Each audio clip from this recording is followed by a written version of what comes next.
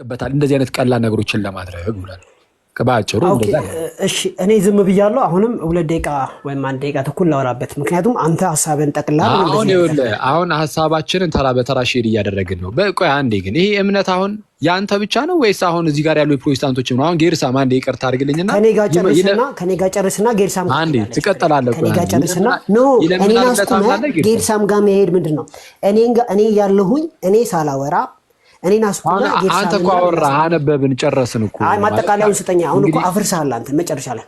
አሁን አውርተህ ማለት ምን አፈረስኩ? አንድ ላይ ነው ያወራነው። ኢትስ ኦኬ ችግር የለውም። እኔ ስጨርስ እኮ 2 ደቂቃ ወስዳ አውርተሃል። ስለዚህ እኔም ደግሞ ቀጥታ ሐሳቦችን እዛ የሚነበቡት ላይ ሪፍሌክት እያደረግን ነው። አንተ አስቀድመህ አብ ስለምን እያወራህ ነበረ። ከዛ እኔም ደግሞ ይሄው ከዚያ አነበብኩኝ። ከዛም በኋላ እኔ ማውራት እኔ እናንተ እዚህ የቅዱስ ዮሐንስ አፈወርቅ ቴክስት ላይ በቃ እና አጠቃላይ የምትሰጠው ነገር ላይም ማጠቃለያ እንስጥና እንጨርስ። እቺን ደቂቃ ይሰጠኝና ላውራ። ምክንያቱም ኢምፖርታንት 2 ደቂቃ ይሰጣል። 2 ደቂቃ ይሰጣል። 2 ደቂቃ ይሰጣል። 2 ደቂቃ ይሰጣል። ቴንክ ዩ። እሺ አይ ሆፕ ጊዜ ይዛል ብዬ አስባለሁ ሲስ። እሺ ቴንክ ዩ። ምንድነው አሁን አክሊል ያለው ነገር ላይ ኦልሞስት እንስማማለን። ምንድነው ጌታ ኢየሱስ ክርስቶስ ይሄንን የሚያደርግ እንዴት ሊያማልድ ይገባዋልን? ወይም እንዴት ሊማጸን ይገባዋል? እንዴት ተማጻኝ ሊሆን ይገባዋልን? ይልና አክሊል ምንድነው የሚለው? ስለዚህ አይገባውም ሲል እኔ ደግሞ ኖ ስለሚወደን ተገባው ብዬ ነው የምረዳው እንጂ ጸሐፊው ጥቅሱን እያብራራ ስለሆነ ማለት ነው፣ ዮሐንስ አፈወርቅ ማለት ነው። ስለዚህ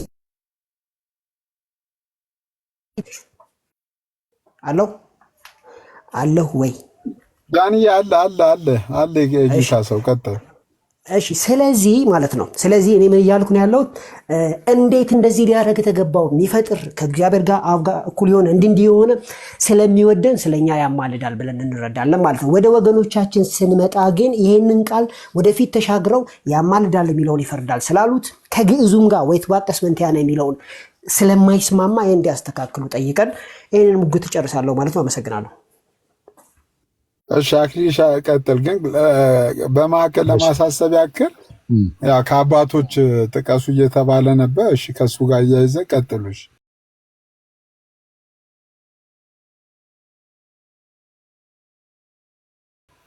እሺ ስለኛም የሚማልደው የሚለውን ምልጃ የሚለውን ቅዱስ ዮሐንስ አፈወርቅ ከልመና ጋር አያይዞ ነው ሲጀመር የሚተረጎመው። ትክክል ግን ሲተረጉም ግን ማነው ቅዱስ ጳውሎስ ስለኛም የሚማልደው ብሎ ተናግሯል። እና ሲናገርም ነው ያለው ከላይ ጀምሮ እንደተመለከት ነው ለሰዎች እንደው በሚገባ መልኩ ለሰዎች በተገባ መልኩ እንደው በዛ መልኩ እና ኮንደንሰንዲንግ በሆነ መልኩ በሚያሳንስ መልኩ ነው እየጠቀሰው አለ። ስለኛ የሚማልደው የሚለውን ቃል በመጠቀሙ ማለት ነው። ግን እንደዚህ ያደረገው ግን ነው እያለ ያለው የምርም ኢየሱስ የሚለምን ሆኖ ሳይሆን በጣም ኮንደንሰንዲንግ የሆነ ቃልን ይጠቀምና ከዛ በኋላ ፍቅሩን አጉልቶ ያሳያል። ልክ ለምሳሌ ለገዛ ልጁ ያራራለት ይሌለ የምርም የማይራራ ጨካኝ ነው ብለን እንድንይዝ አይደለም። ግን ደግሞ በዛ ውስጥ ግን ለኛ ያለውን ፍቅር ለመግለጽ ሲል እንደዚህ አይነት ቃላትን ይጠቀማል ጳውሎስ እንጂ አብ ወልድን የሚወደውን ያህል ማንም ሊወድ አይችልም። ኦፍ ኮርስ ኦኬ ወልድ በዘላለማዊ ፍቅር በአብና በወልድ መካከል ያለው ዘላለማዊ ፍቅር ስለሆነ ማለት ነው። ስለዚህ እኛን ከወልድ በላይ ወዶን በላይ አፍቅሮን አይደለም። ግን ለእኛ ግን ምንም ቢሆን ግን በጣም ትልቅ ፍቅር ስላለው ምን አይነት ቃል ተጠቀመ አለ? ለገዛ ልጁ ያራራለት እንጂ አብ ጨካኝ ሆኖ ከዛ በኋላ ለልጁ የማይራራ ሆኖ ምናምን እንደዚህ አይነት ሳይሆን ለእኛ ያለውን ትልቅ ፍቅሩን ለመግለጽ ግን እንዲያብሎ ተጠቀመ። አሁንም ደግሞ ኢየሱስም ደግሞ ስለኛ የሚማልደው የሚለውን ቃል የተጠቀመው እኛን እንደሚወደን ለኛ ያለውን ፍቅር በሞቱ ብቻ ያቆመ ሳይሆን ከዛ በኋላም እንደቀጠለ ለማሳየት ሲል ይህንን ቃል እንደው ተጠቀመ እንጂ እሱ ራሱ ግን ይህንን እንዲህ ሲያደርግ አብ የሚያደርገውን ሁሉ ማድረግ የሚችል ስለሆነ አለ የሞቱትን ማስነሳትና ህይወትን መስጠት የሚችል ስለሆነ እሱ ራሱ የህይወት ምንጭ ስለሆነ እንዲህ ያሉ እንደውም ጥቃቅን ነገሮችን ኢዚየር ይህን ሁሉ እንደውም ጨራሽ እንደውም የሚለን ምንድነው? ጻድቅ ካደረገን እንዲህ በክብር ከፍ ካደረገን ስጋችን ይዞ በዙፋኑ ከተቀመጠ ታላቅ እንደው በተስፋ ደረጃ እንኳን ሊታይ የማይችሉ እነዛ ነገሮችን እንኳን ማሳካት ከቻለ ይህን ሁሉ ነገር ከፈጸመ በኋላ ጭራሽ ቀላሏን ነገር ለማድረግ ይላል። ቀላሏን ነገር ለማድረግ ነው እንደው የሚለው ኢዚየር የሆኑ ቲንግስ እነሱን ለማድረግ አማላጅ መሆን ለምን የሆነ አዘ ሪኳየርመንት ይቀመጣል እሱ ጋር አይጠበቅበትም መለመን። ስለዛ ይሄ ይለምናል ተብሎ ስለኛ የሚለምነው ተብሎ የተቀመጠው የምርም እነዚህ ነገሮችን ለማድረግ መለመን ተጠብቆበት ሳይሆን ለእኛ ያለውን ፍቅር ለመግለጽ ይህንን ቃል ተጠቅሞ ነው። እና ይህንን ደግሞ አስተካክሎ አስቀምጦታል ከሌላ ቃል ጋር ለገዛ ልጁ ያራራለት ከሚለው ጋር ለገዛ ልጁ ያራራለት የሚለው ቃሉን የተጠቀመው የአብን ፍቅር ለመግለጽ እንጂ የምርም አብ የማይራራ ሆኖ አይደለም። ልክ እንደዚህ ሁሉ ወልድንም ስለኛ የሚለምነው የሚማልደው ተብሎ ሲቀመጥ በቃ እንደው ወልድ ስለኛ የሚለምን ነው የሚማልድ ነው ብለን ብቻ እንደዚህ ቴዎሎጂ እንድንፈጠር ሳይሆን ወልድ እየለመነ ይኖራል የሚለውን ቴዎሎጂ እንድንፈጠር ሳይሆን አሁን ዳኒ እንደሰማችሁት ነው እየለመነ ነው የሚኖረው ብሎናል። አዎ ይለምናል ብሎናል። በቃ መጽሐፍ ቅዱሱ ካለኝ አለኝ ነው፣ ግሪኩ ካለኝ አለኝ ነው። ወልድ ይለምናል ብሎናል። ስለዚህ እየለመነ ነው የሚኖረው። ወልድ አይኖርም፣ እየለመነ አይኖርም። ወልድ ስለ እናንተ አብን እንድለምን የምላችሁ አይደለሁም ነው ያለው ኢየሱስ ራሱ። አልለምንም ነው ያለው ዮሐንስ ወንጌል ምዕራፍ 16 ቁጥር 26 ላይ ሰው ምንድነው ፍቅሩን ለመግለጽ ግን ቃሉን ተጠቅሞታል። ከዛ ምን ምልጃ የሚለው ቃሉን ለቃለማ አለ ነው ጭራሽ ለአብም ተሰጥቷል ለመንፈስ ቅዱስም ተሰጥቷል። ለወልድ ብቻ አይደለም ብሎ ጭራሹ ዮሐንስ አፈወርቅ ከታች ያስቀምጥላል። እና ሳይገባው ግን ተገባው ምናምን ሳይሆን ቃሉን የተጠቀመው ፍቅሩን ለመግለጽ ነው የሚል ነው አጠቃላይ ሐሳቡ።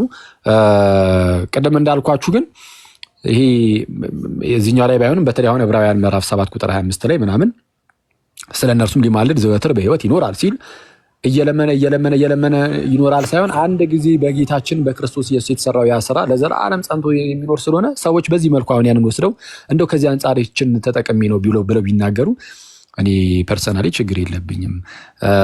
አንድ ጊዜ የተሰራው ነው። ይሄ የኛ ቴዎሎጂ ነው። የትኛው ክርስቶስ አንድ ጊዜ በመስቀል ላይ ያንን ስራ ሰራ፣ ከዛ በኋላ ዘላለማዊ እንዲሆን አድርጎ አቆመው። ስለዚህ በዘላለም ሁሉ ውስጥ ከውጭ ወደ ክርስትና መምጣት የሚፈልግ ሰው ካለ በክርስትና ውስጥ እየኖርንም ደግሞ ኃጢአት ሰርተን ንስሐ ስንገባ ደሙ የሚያጥበን ነው። የልጁም የኢየሱስ ክርስቶስ ደም ከኃጢአት ሁሉ ያነጻናል ስለሚል የሚያነጻን ሆኖ ስለሚሰራ የአንድ ጊዜ የተሰራው ስራ ዘላለማዊ ስለሆነ ከዛ አንጻር ሰዎች እንደዛ ብሎ ሊናገሩ ይችላሉ። ይለምናል የሚለው የፕሮቴስታንቶች ትምህርት ግን መጽሐፍ ቅዱሳዊ ነው። መጽሐፍ ቅዱሳዊ ምክንያቱም ኢየሱስ ራሱ ስለ እናንተ አብን የምለምን አይደለሁም ስላለ የፕሮቴስታንቶቹ ኢየሱስ እየለመነ ነው የሚኖረው የሚለው ትምህርት መጽሐፍ ቅዱሳዊ እንደሆነ ልብ ይለዋል። ጨርሰናል። ጌታ ያክብርልን። ሶሪ መጨረሻ ላይ ግን ከዛ በፊት ቆይ ሲሲዬ ይሄ እምነት ግን የሌሎቹ የፕሮቴስታንቶች እምነት መሆኑን ቼክ አይቶ እንደምን አገባን? የሌሎቹ ሆነ አልሆነ እነሱ ራሳቸው ያጥሩት። ይሄ ትምህርት የኔ አይደለም የሚል ካለ እድል ይሰጠን ሲስ ራሱ ያጥራል። እኔም በጣም ደክሞኛል፣ ረቦኛል። ገስት ላይ ላሉ ሰዎች እድል እንስጥና እንዘጋለን ከመውጣት በፊት። እሺ ጌርሳም ላኬ ጥያቄ ካለ ጥያቄ የሚያቀርብ ሰው ካለ እድል እንሰጣለን ጋይስ። እኔ አለኝ። እሺ አንዴ ላውርድ። ቆይ ከታች አንዴ። እሺ ኦኬ እሰማለሁ አይደል? ወይ ናቲ እኔ ነኝ ያስወረድኩ ወይ? እሺ ቀጥል። እሰማለሁ አይደል? ቀጥል። ኦኬ አኬ ሰላም ላንተ ይሁን። ይመስገን አምላክ። ሰላም ላንተ ይሁን። ኦኬ እዚህ ጋር በ18 ምናምን የተጻፈው መጽሐፍ ቅዱስ እጄ ላይ አለ። እሺ ታውቀዋለህ አይደል? ኦኬ እኔ እንጃ እስቲ አላውቀውም መሰለኝ፣ ግን እስቲ አንብበው። ከሽፋኑ ምንም እንትን እላለሁ። ምን ይላል? ማን የቁም ትርጉም የሚባለው ነው። አኬ 18 የቁም ምን ይላል? ማን ነው? ኦኬ ጥያቄ አቅርብ ስላላችሁ ነው። ማን ነው የሚኮንን? ክርስቶስ ኢየሱስ። ይሄው ጥያቄ ላቀርብ ነው። ማን ነው የሚኮንን? ክርስቶስ ኢየሱስ። እንግዲህ እኛ ከመፈጠራችን በፊት ኢትዮጵያ ከመገኘታችን በፊት የኢትዮጵያ ኦርቶዶክስ ያሳተመችው መጽሐፍ ነው። ማን ነው የሚኮንን? ከስንት ዓመት በፊት ማለት ነው? ኦኬ ወደ እንትኑ ላሳየሽ ያኬ። ችግር የለም። ከስንት ዓመት በፊት ማለት ነው? 18 ያው ክሌም እንደሚደረግ 1879 ከመቶ ዓመት በፊት ማለት ነው አይደለም? ያው ይሄውልህ 1879 ከመቶ ዓመት በፊት። እሺ እንትን እኛ ጭራሽ ሳንፈጠር ስላለ ከመቶ ዓመት በፊት እዚህ የሉም። እሺ እናንተ እንደምትሉት እኛ እንደምንለው ሳይሆን አንተ ማለት ኦርቶዶክስ ውስጥ አልነበራችሁ እሺ እሱ እንትን ነው ይሄ ቃላት ግድፈት ነው። እኛ ኢትዮጵያ ውስጥ ፕሮቴስታንት አልገቡም ነበር ያኔ የመጽሐፍ ቅዱስ ማህበርም ነበር እንዴ? እንደገና ታትሙ በመጽሐፍ ቅዱስ ማህበር እንደገና ታትሙ ነው መሰለኝ። እሺ ቀጥል። ኦኬ ምን ይላል መጽሐፍ ቅዱስ? የብሉይና የሐዲስ ኪዳን መጽሐፍት በ1879 ዓመተ ምህረት ከታተመው እንደገና ታተመ። ይሄ ከዚህ በፊት ሌላ እትም አለ እንደገና የኢትዮጵያ የመጽሐፍ ቅዱስ ማህበር የቅርብ ጊዜ ነው እና ቀጥል። ልክ አልነበረም። እንደገና ሲታተም ያው የመጽሐፍ ቅዱስ ማህበር እንትን ብሎት ነው። ቀጥል። እሺ እሱ ከተቀበልክልኝ ወደ እንትኑ እንሄዳለን። ምልክት አድርጌበታለሁ መሰለኝ። እንደዚህ ይላል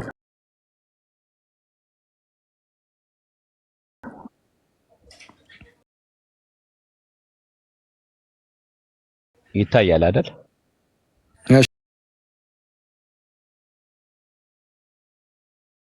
እሺ ችግር የለም። ኧረ አንብበው።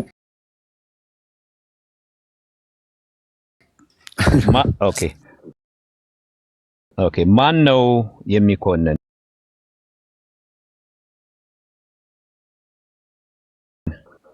ክርስቶስ እሱ አሁን እንደሚያስምረን ፍጹም የሰው ልጅና የእግዚአብሔር ልጅ የሆነው ከመሞቱ በፊት ከሞተ በኋላ እና ካረገ በኋላ ዝም ብለህ ጥያቄህን ብቻ ማብራሪያ አምናለሁ አላምን ቆይ አንዴ ያፋ እኮ እሺ ምንድን ነው የሚያስምረው ነው የሚለው ጥያቄ እኮ እየጠየቅኩ ነው እኮ ጥያቄችን ኢየሱስ ክርስቶስ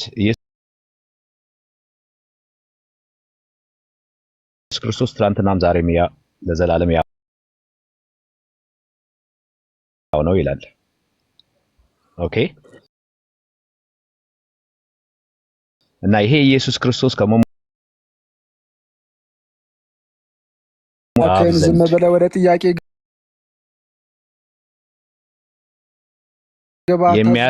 የሚያስታርቀን ይላል እዚህ ጋር የሚያስታርቅ የሰው ልጅና የእግዚአብሔር ልጅ የሚያስምረን በምን መልኩ ነው? አንድ ጊዜ ደሙን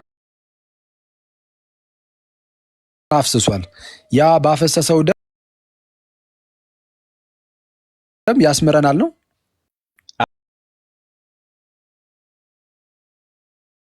አሁን currently ongoing ባፈሰሰው ደም ነው አይደል?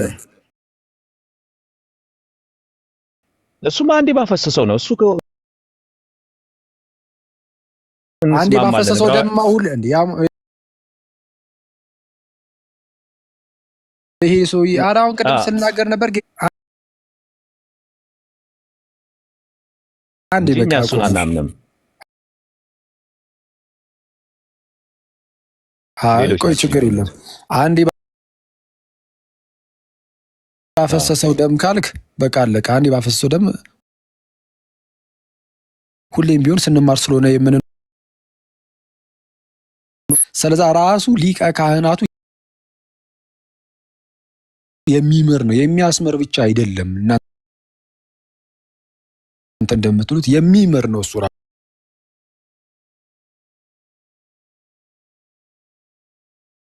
ራሱ። ስለዛ ነጠለ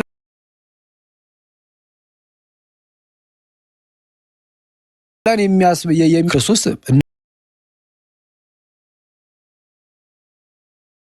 እንማራለን። ኦኬ ተምረናል። ከዛ አንፃር እንደዛ ተብሎ ቢነገር ምንም ችግር የለም። እሺ ሆነ አምናሃል ማለት ነው። ጌርሳ ክርክር ሳይሆን ጠየቅ ተመለሰ። ከዛ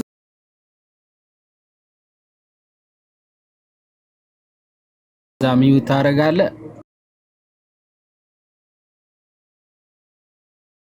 ወደኛ ጥያቄ እንቀጥላለን ማለት ነው። ከዛ በፊት ግን እሺ ጨርስና ከዛ አንድ ላይ ጠይቁ፣ ተከታታይ ጠይቁ። አንዴ ቦታ አለ። ቆይ ዳኒ፣ ቆይ አንዴ ትገባለህ ዳኒ። ችግር የለውም እናመጣጥነዋለን። እሺ ዮሐዴ ይሰማል? ዲያቆናቱ አንዴ የት ሄደ? እንትናስ ማንስ ዳኒ? ሁሉም አስወረዷቸው እኮ ማን ሞዴሬተር ይሁን አይሁን አላውቅም እንጂ ሁሉም አስወረዷቸውና ለዛ ባይሆን ጥሩ ነው። እሺ ናቱ ላክልኝ ናቱ። እሺ ቀጥል እስከዛ ይሆን። እሺ ቆይ አንዴ እኔ ልጠይቅ መሪጌታውን። መሪጌታ ልጠይቅ። መሪጌታ ማን ልበል? ይቅርታ ስሙትን ከይቅርታ ጋር እንደው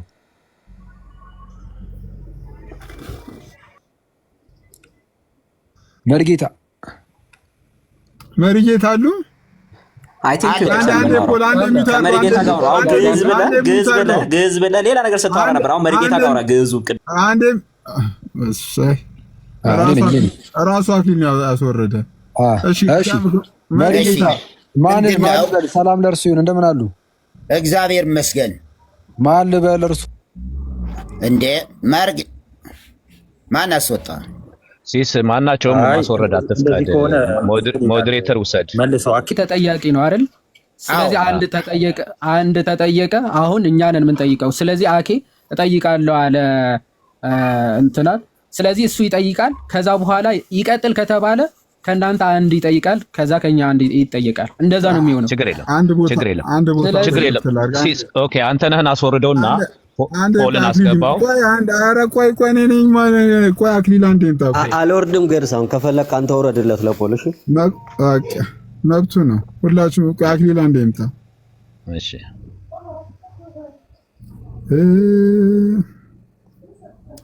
ቅዳሴ ክርስቲያን ከመጣ ብቻ ነው የምወርደው። እሺ አኬ ከገባ ብቻ።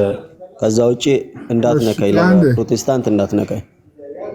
ካልመጣ ራሱ ለምን እዘጋዋለሁ? ምክንያቱም ቆይ አንዴ እንዴ እኔ እኮ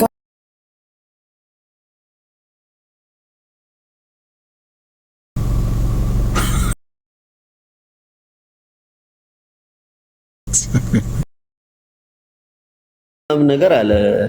ምን አይረጋጋም እንዴ? ገና እንደገባ አሪ የሚለው ነው ጠየቁ። አይለም እንዴ ወንጌላ አንድ ጀምራል ጠየቅም ይላል። የተደበቀ የለም የተሰወረ የለም።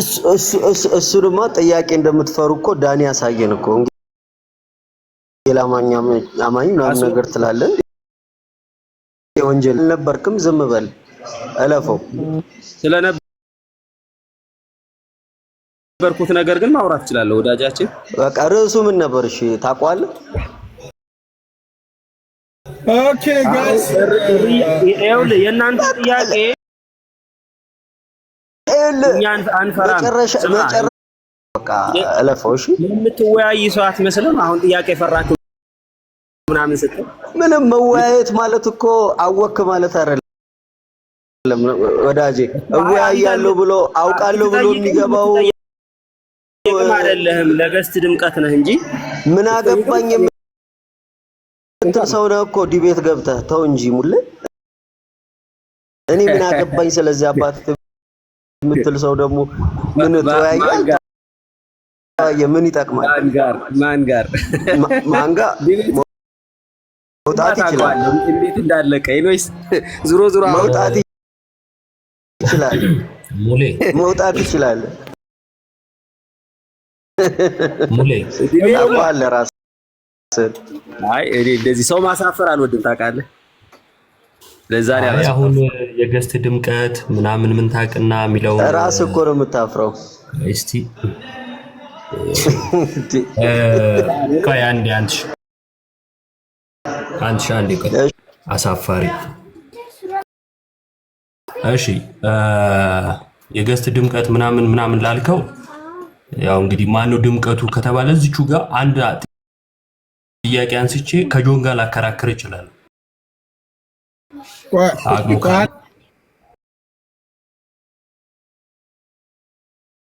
አላላለ ምን አገባ አቶ ሰረቀ ይባላል።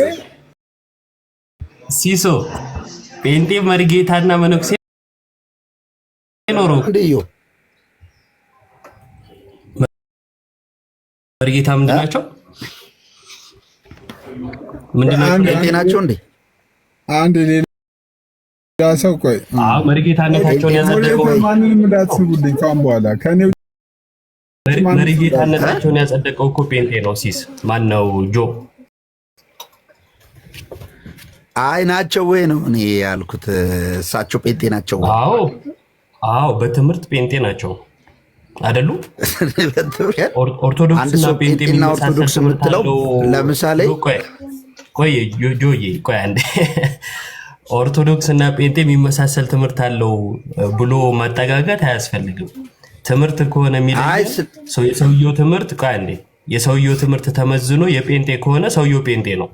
የኦርቶዶክስ ትምህርት ካለው ሰውየው ኦርቶዶክስ። የመጽሐፍ ቅዱስ እስከሆነ ከመጽሐፍ ቅዱስና በኦርቶዶክስ ውስጥ ያለ ትምህርት ይሄ ነው ብሎ አንድ ኦርቶዶክስ ካወራና ያን ትምህርት አንድ ጴንጤ ካወራው ከተመሳሰለ ጴንጤ ነው ብለህ ነው የምትወስደው? ከተመሳሰለ አይደለም፣ አንድ ነው ትምህርት። መመሳሰል ለሁለት ነገሮች ነው። ለአንድ ነገር መመሳሰል አይነገርም። አንድ ትምህርት ካለ አንድ አይደለም። ምክንያቱም አንተ የምትለው ኢየሱስ እና እኔ የምለው ኢየሱስ የተለያየ ስለሆነ ማለት ነው። የሆነ ቃላቶች ስለተመሳሰሉ ብቻ የሀሳብ አንድነት አይመጣም። ይሄን በመጽሐፍ ቅዱስም ላሳይ ይችላል። ለማንኛውም ግን ሰውየው ተመዝነው አክሊሊ በዛውም የአቡነ በርናባስን ምስል ስላደረጉ በአቡነ በርናባስ ትምህርት እንደሚያምኑ ቼክ አድርግልኝ። በቃ ሌሎቻችሁ ይታርጉልን ሁላችሁም ይውረዱ። በቃ ሲሶይ እኔና እሳቸው ዝም ብለን እንተዋወቅ የተወሰነ ነገር። ሌሎቻችሁ ይውረዱ። በቃ ዮባ አንትሽ ምናምን